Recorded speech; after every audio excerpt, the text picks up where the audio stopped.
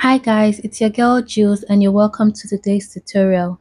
Now this video is on the making of this bubble balloon 1980s inspired skirt that's making a huge comeback. So you can do this in 10-15 minutes, I bet you. And if you're new to my channel, thank you so much for stopping by. Don't forget to share, like and hit the subscribe button so that you get notified when I put up new videos. Now let's get into the sewing proper.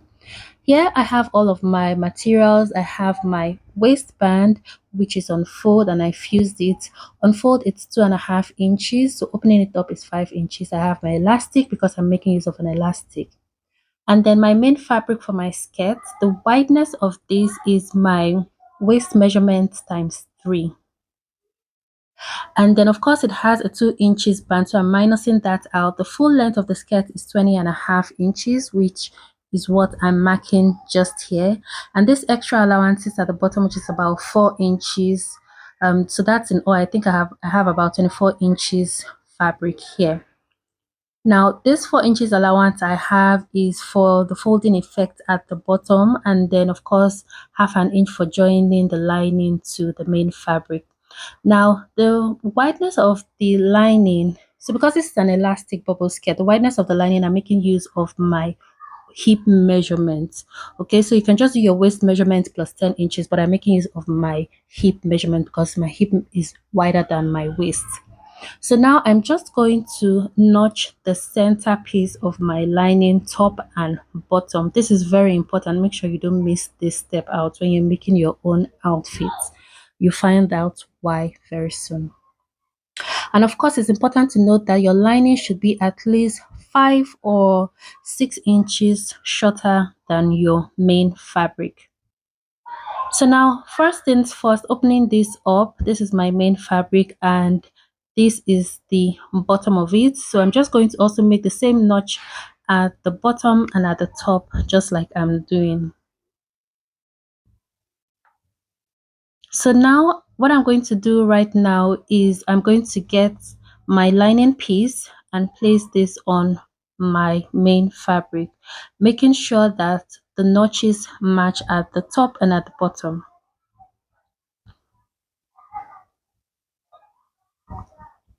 So at this point, you might want to hold it down with a pin. Don't forget to subscribe, guys. Thank you so much. Now I'm going to flip this over to the other side so that it's easy for me to show you what I'm about to do. So now the next thing to do really is just to make sure I'm just going to create pleats. Okay, I prefer to use pleats at the hem side of the skirt because it gives a fuller effect than gathers. So pleats at the bottom, gathers at the top. I'm just going to leave about a 3/4 inch sewing allowance by the side here before I begin to create my pleats at the bottom. So I'm just going to create pleats all the way from one end, okay, to my notch here. And then of course I will also leave my 3/4 inch sewing allowance at this side, and then I will continue my pleats. Now this is what I have. I made use of pins to hold down the pleats so that you can see what it is. Now I'm going to take this to the sewing machine to run a firm stitch to hold both pieces together.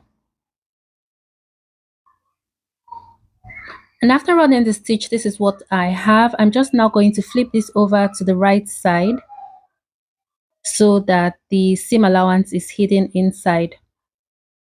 And then I'm going to take the top side to the sewing machine and run a straight stitch so that I can use that in making gathers for the top.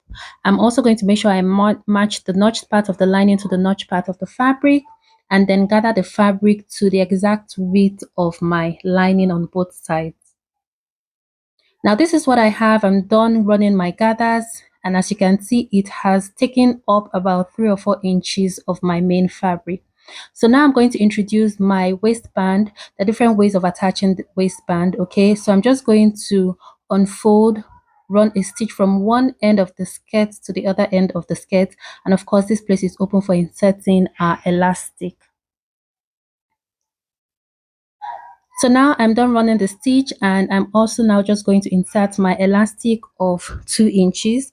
The length of this is my waist measurement minus about 6 or 7 inches. If you want to get yours, just wrap around the elastic band around your waist and then minus about 6 or 7 inches from what you get from it. And now I will just insert this into the elastic casing with my bobbin pin. I'm done inserting the elastic band, and I also had to run a stitch on both ends to hold the elastic. And then the next thing, I'm just going to fold my skirt right sides facing each other, take this to the sewing machine and run a stitch holding all 4 pieces together using the 3/4 inch sewing allowance that I left. And then of course weave the edges. And this is the outcome of our skirt, guys. This is actually looking more beautiful than the video shows. So this is the inside of the skirt. Everything is well tucked and hidden. I weaved the seam allowances and it's all neat. And then as you can see at the bottom, it's raised up by about 2, 3 or 4 inches. Okay, so your balloon bubble skirt should be inside. The lining shouldn't be seen at all. And then also, if you want some more fullness at the bottom area here, you can actually make your lining piece the same length as your actual fabric, like the same wideness as your actual fabric. Okay, so thank you so much, guys, for watching. That's all for today's tutorial. Till my next video, bye. Don't forget to subscribe.